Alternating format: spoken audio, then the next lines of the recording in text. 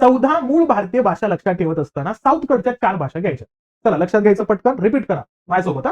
मग येतो कुठला? तमिळ, तेलुगू, कन्नड, मल्याळम. हे 4 भाषा झाल्या. साऊथकडनं येत्या तमिळ, तेलुगू, मल्याळम, कन्नड. नंतर आपल्या महाराष्ट्राची सोडायची त्याला मराठी. महाराष्ट्राजवळ आहे गुजरात म्हणून गुजराती, कारण दोन्ही राज्य एकाच राज्यातून सेपरेट झाले म्हणून हे दोन्ही लक्षात ठेवायचे. सगळ्यात जुनी लँग्वेज म्हटल्यानंतर किंवा ज्याच्यातून बरेचसे संदर्भ आले, संस्कृत. संस्कृतच्या जवळची हिंदी, हिंदीच्या जवळची उर्दू. 9 भाषा इझिली लक्षात राहू शकतात. कुठून स्टार्ट करतोय आपण? साऊथकडच्या 4 भाषांचा उल्लेख याच्यामध्ये ऍड करायचे. म्हणजे कोणते?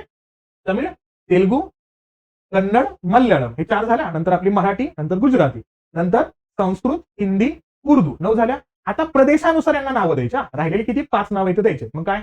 जम्मू काश्मीरची काश्मीरी, ओरिसाची उडिया, हे 2 ऍड झाले. नंतर कोणतं असेल या ठिकाणी? मग याच्यामध्ये येतो पंजाबी, नंतर बंगाली, नंतर आसामी. ह्या असतील 14 मूळ भारतीय भाषा. विचारले जाण्याची शक्यता दाट आहे.